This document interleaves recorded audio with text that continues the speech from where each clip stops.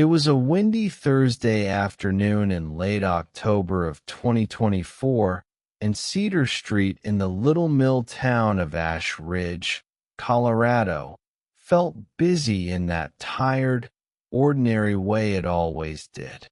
The parking lot outside Murphy's Grocery carried a mix of fryer grease and cold asphalt, the kind of smell that stuck to your clothes without asking permission. Minivans were jammed, full of kids and groceries. Somewhere down the block, a leaf blower whined nonstop. A group of third graders shuffled past, clutching Halloween worksheets like they were treasure. Near the shopping cart corral, I went down hard. I was 13, skinny, and wearing a faded black denim jacket that was way too big for me. When I hit the pavement, the air punched straight out of my lungs, leaving me gasping and dizzy.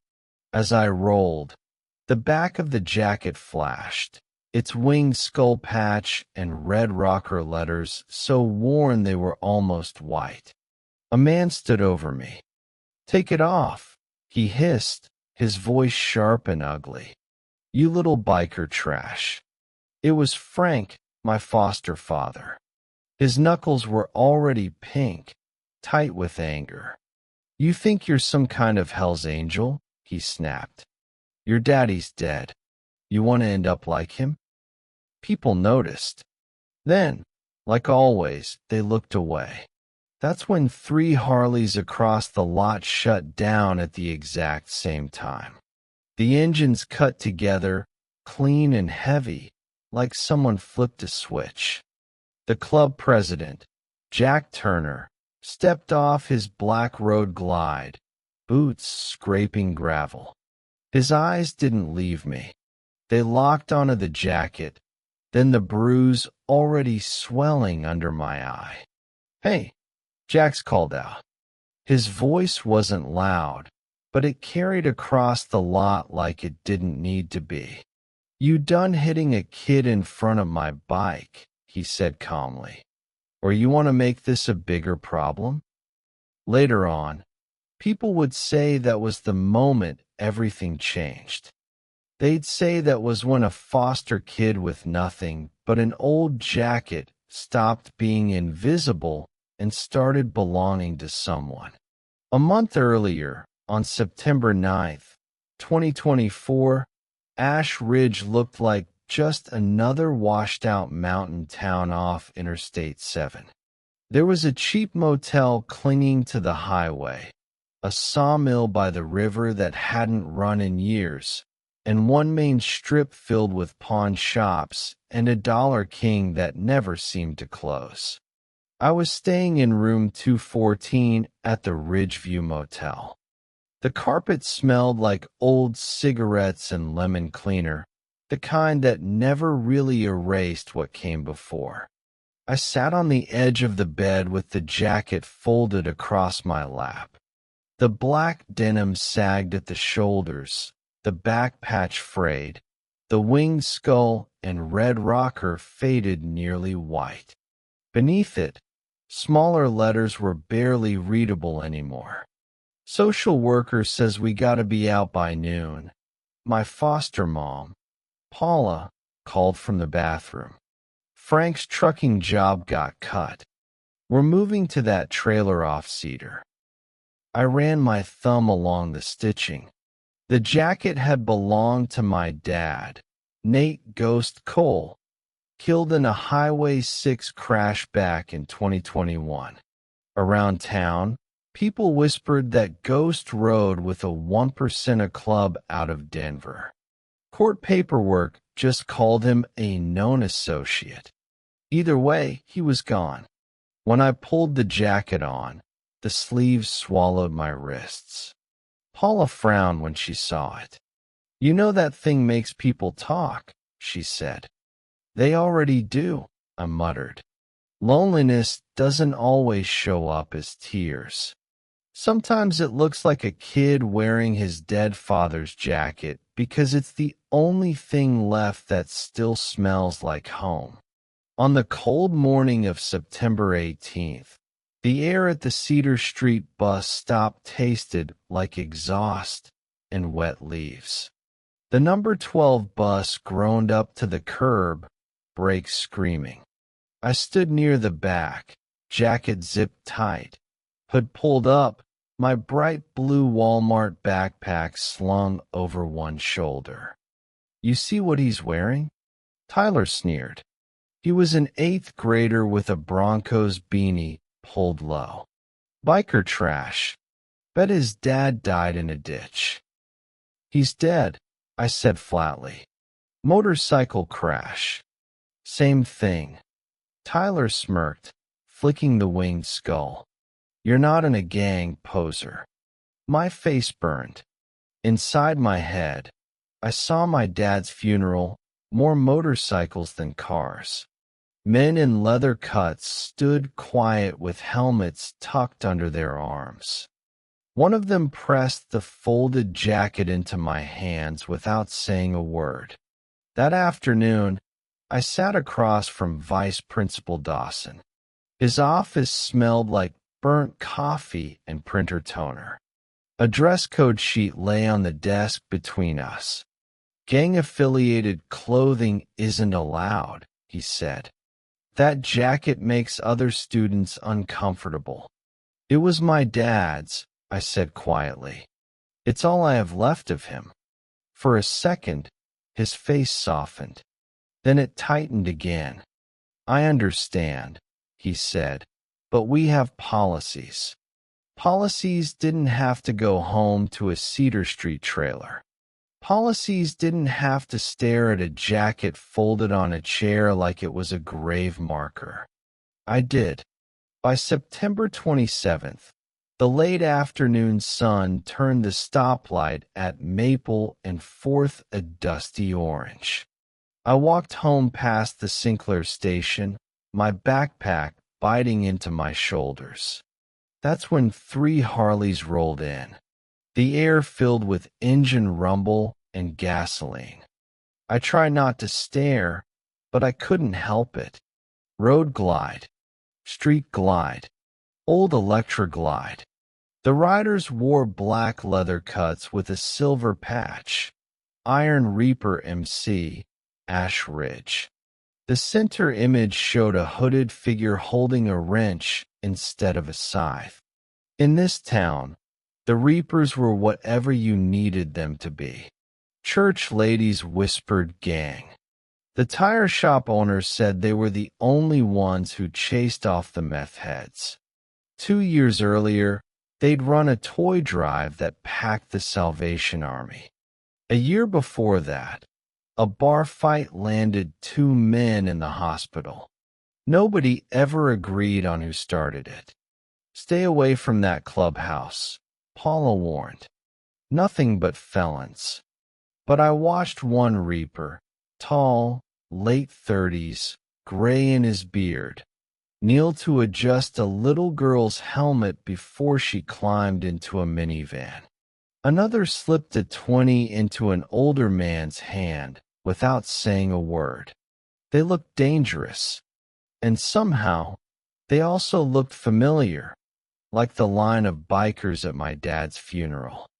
Sometimes what people say about a patch says more about their fears than about the men wearing it. By October 24th, winter was starting to bite. The peaks had a dusting of snow, and the air had gone sharp. At 4:11 p.m., Murphy's parking lot was crowded with after-work shoppers. Rotisserie chicken mixed with diesel in the cold. I walked beside the cart, jacket zipped. Paula pushed while scrolling her phone.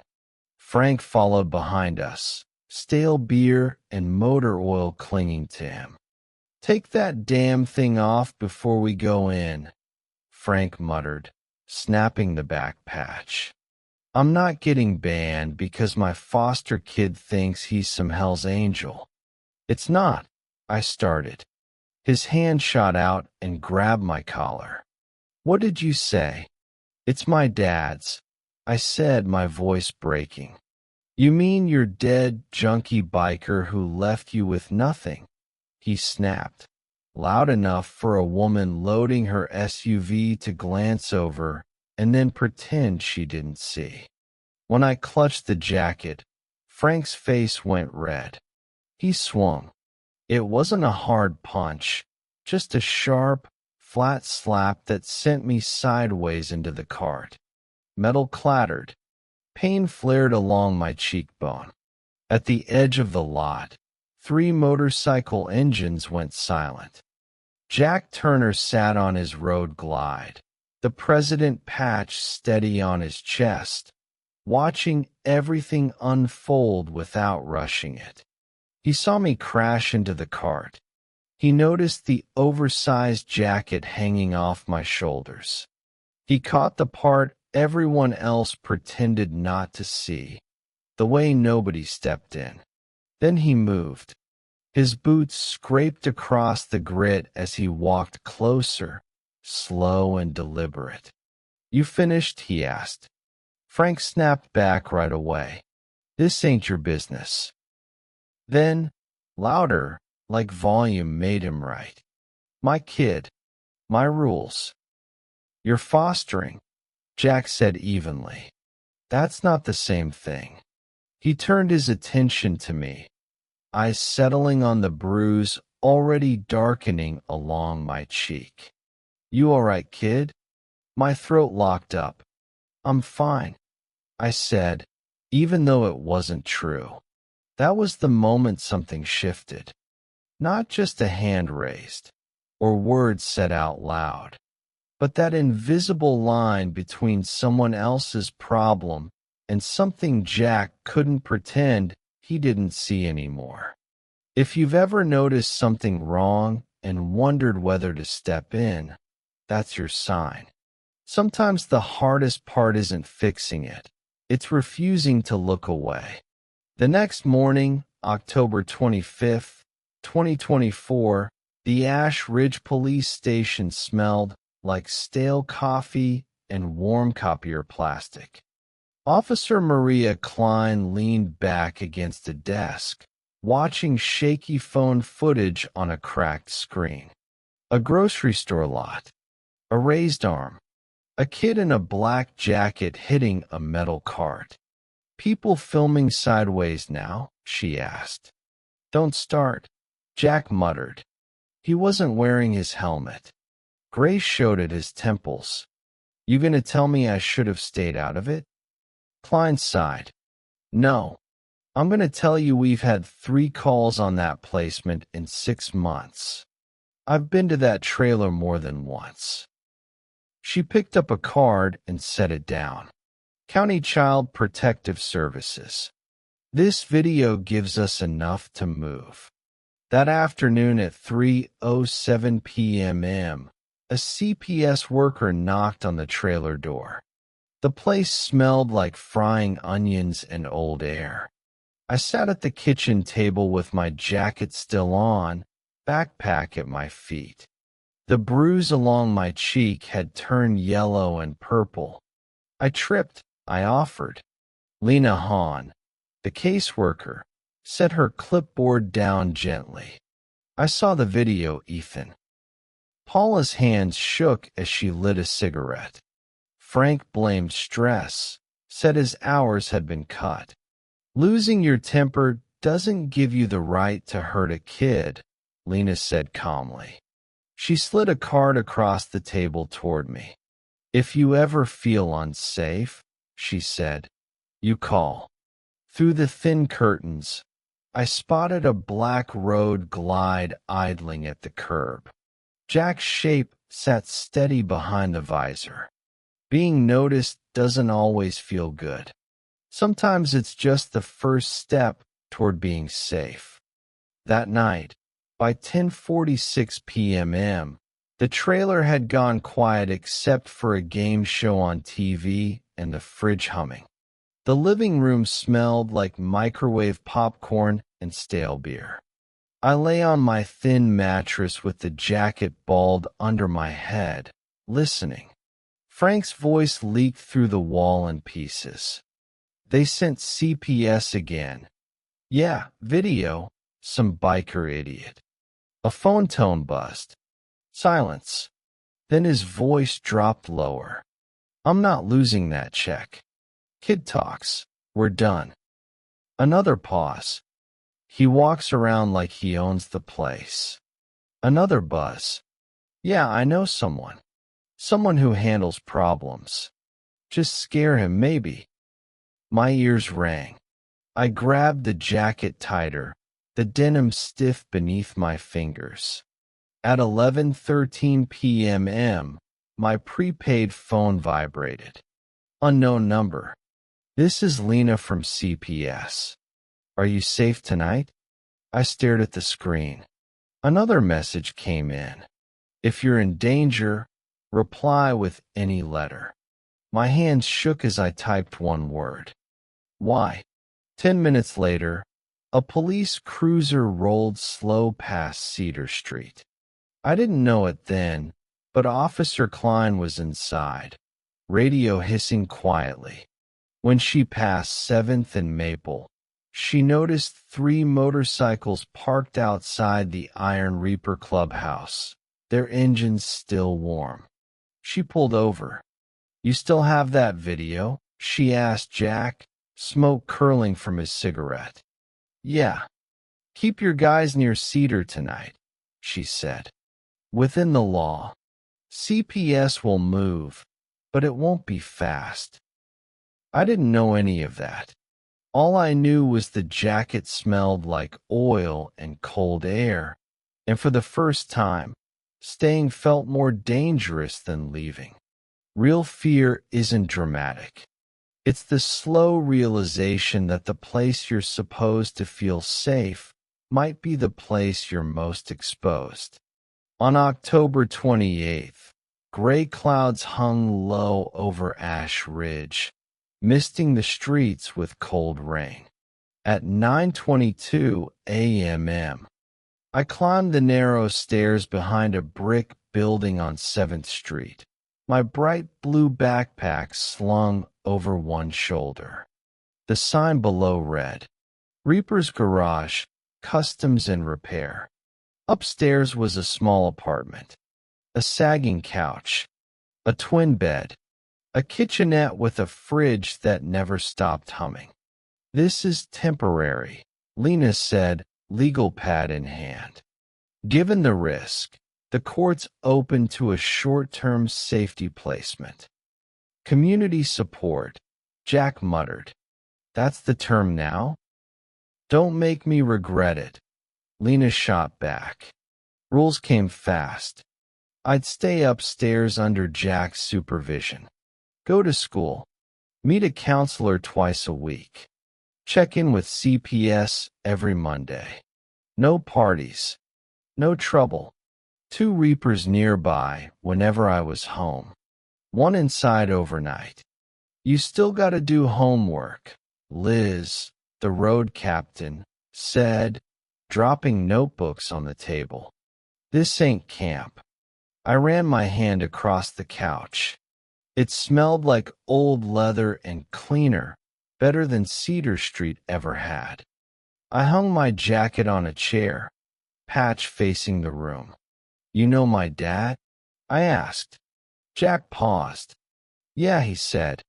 Different clubs. Same roads. He could ride. And he loved you. That was enough. More than enough. Protection wasn't just about watching doors. Sometimes it was about not turning away from the parts of someone everyone else decided were too complicated. On November 2nd, late afternoon lights spilled through the clubhouse windows, catching dust and chrome. The room smelled like coffee, oil, and cinnamon air freshener. At 3:37 p.m., a white van with a Channel 7 logo pulled up. You called the news? I asked from the upstairs window. Lena did. Jack said. Sunlight makes it harder for bad things to hide. Ground rules followed. No last names. No clear shots of full patches. I nodded. For the first time, being seen didn't feel like danger. The reporter's breath fogged in the cold as she practiced her lines outside. When the camera finally rolled, I stood just inside the clubhouse door. The smell of concrete and cold metal filled the space, steadying me in a way I didn't expect. I told my story the only way I knew how. Short sentences, no extras. The jacket, the slap, the talk about problems. My hands shook the whole time, but my voice didn't break. When I finished, the reporter turned toward Jack. Some people see your patch and think gang, she said. Not guardian. Why step in? Jack shrugged like it was obvious. We're not saints, he said, but we've got rules. You don't hit kids. You don't threaten them to keep a check. And you don't punish a boy for loving his old man, no matter what patch that man wore. That night at 6:09 p.m., the story aired. Security footage played on loop, faces blurred, patches red and silvered out. Lena talked about how short foster homes were. Officer Klein spoke about community cooperation. At Murphy's bar, someone laughed and said, "Look at the Reapers playing heroes." At Second Baptist potluck, church ladies pressed their lips thin, though a few nodded quietly. Back on Cedar Street, Frank threw a beer bottle at the TV and missed. Upstairs, I watched myself on the screen, hearing my own voice come back warped and distant, talking about being afraid. Being on the news didn't make me brave, but it did make it harder for anyone to pretend I didn't exist. On the rainy night of November 10th, 2024, 7th Street shone under the streetlights like wet glass. At 1:18 a.m., most of Ash Ridge was asleep. Upstairs, I had drifted off on the couch, my math book resting on my chest, TV muted. My jacket hung by the door where I could see it. Liz sat across the room, flipping through a motorcycle magazine. The air smelled faintly of peppermint gum. A truck engine rolled past outside. Too slow. Headlights swept across the ceiling, then vanished. Too early for deliveries, Liz said, already standing. Then the first brick came through the window. Glass exploded inward, sharp and loud, skittering across the floor. I woke up fast and dropped low. A second brick slammed into the garage window, leaving a spiderweb crack. Liz was already on her radio. "We've got a hit," she said. 2 bricks. Plates covered. Below us, engines fired to life. I heard Jack's road glide and another bike tear out of the garage. Outside in the rain, Jack's voice cut through. "Got you on camera, friend." The truck hesitated, then took off, fishtailing down the street, taillights smearing red into the dark. 10 minutes later, Officer Klein arrived. She photographed the glass, the bricks, the tire marks. "Could be a drunk," she said, though her tone said she didn't buy it. "Either way, we document." 3 camera angles. Jack replied, nodding toward the security system. I stood barefoot in the glass, breathing hard. "You're all right," Liz said quietly. "Being scared makes sense. Staying scared is a choice." I looked at my jacket hanging on the hook. Glass sparkled beneath it like tiny stars. Being protected didn't mean bad things stopped happening. It meant when they did, I wasn't alone in the mess. On November 21st, 2024, the Ash Ridge County Courthouse smelled like wet wool and old wood polish. Fluorescent lights buzzed overhead. It was 9:03 a.m. Courtroom 2 be called State versus Frank Richards. I walked in with two reapers beside me. They wore pressed jeans and collared shirts under their cuts. My blue backpack hung off one shoulder. My jacket stayed zipped. Paula sat in the front row, twisting her hands. Frank stood at the defense table in a jacket that didn't fit right, his eyes flicking toward the row behind me, where 6 men and 1 woman sat with hands folded, patches visible but toned down. The judge looked at them carefully. "This is a court of law," he said. "Everyone will behave accordingly." When I took the stand, my mouth went dry. The prosecutor asked about October 24th. I talked about the slap, the words, how my head hit the cart. I told them about what I overheard later. Talk about making problems disappear. I didn't cry. My voice wobbled once, then steadied. The defense suggested I'd been coached. They didn't tell me what to say, I said. They just told me I didn't deserve to be hit. Lena testified about bruises and prior reports. Officer Klein played the video from Murphy's. The courtroom went quiet. The judge revoked Frank's foster license. He issued a suspended sentence with mandatory counseling and barred him from contacting me. Outside, reporters gathered. Lena guided me past them. The Reapers stayed back near their bikes. "You did good," Jack said when I reached them. That needed saying. Justice wasn't loud or dramatic. It was heavy, and it felt lighter when you weren't carrying it by yourself. By December 18th, snow had settled over Ash Ridge, softening cracked sidewalks and broken curbs. The garage stayed busy. The apartment upstairs felt smaller every day. At 6:19 p.m., I sat at a worn wooden table in a house on Birchview Lane.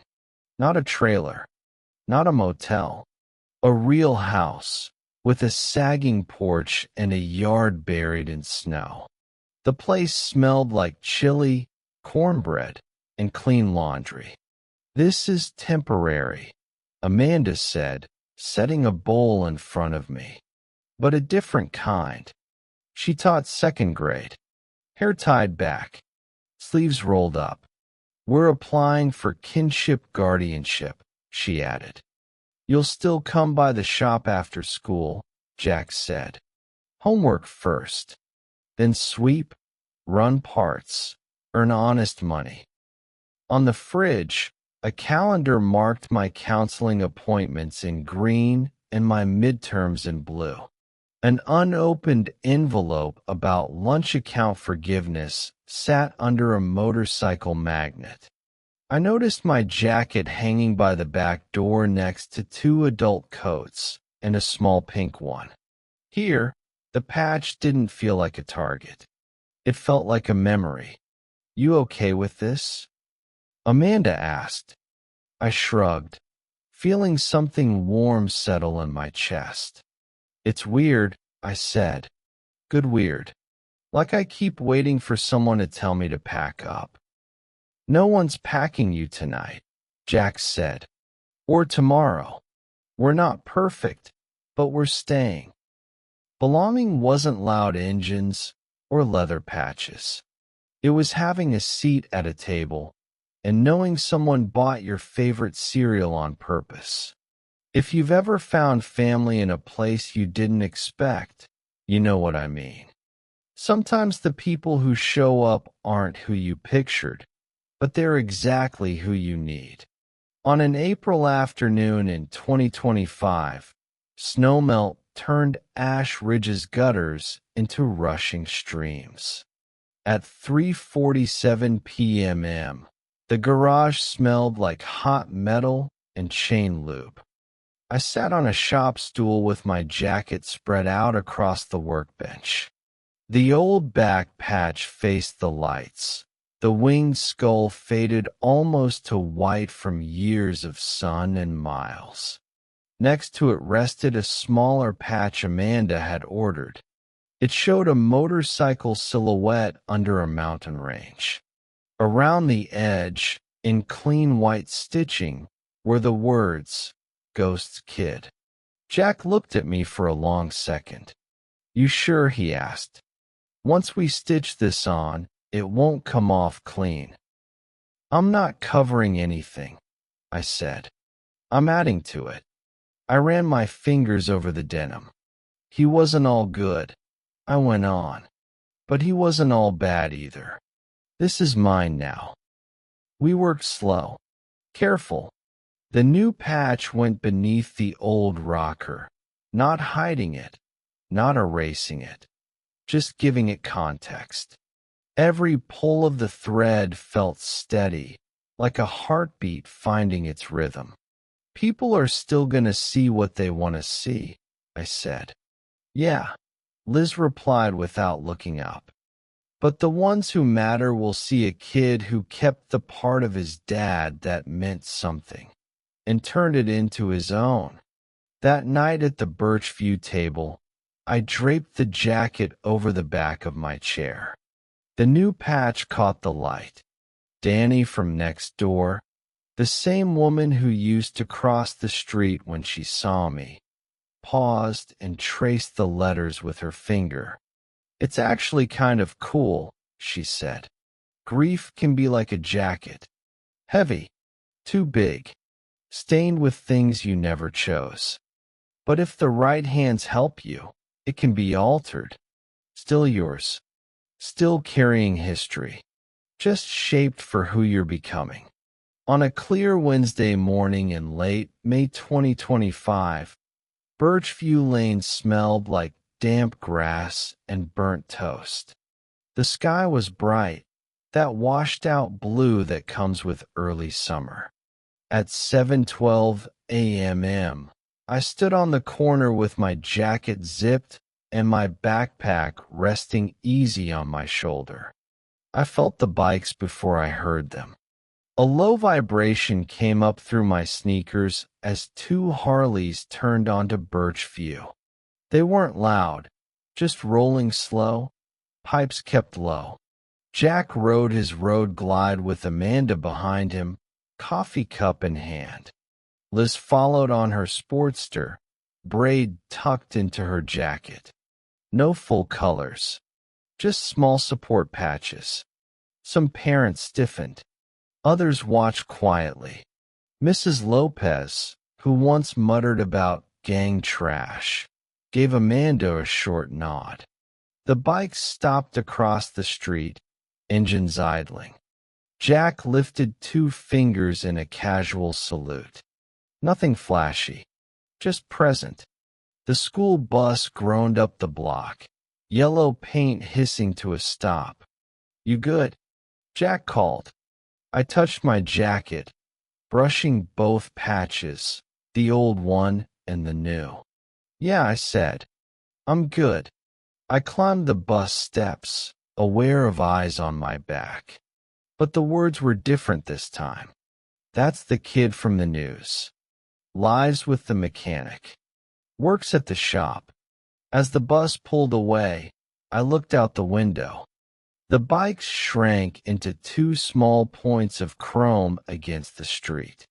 The sound lingered for a few seconds, low and steady, before blending into the morning. That same rumble that once meant fear and fights now meant something quieter. It meant someone had my back. The engines faded.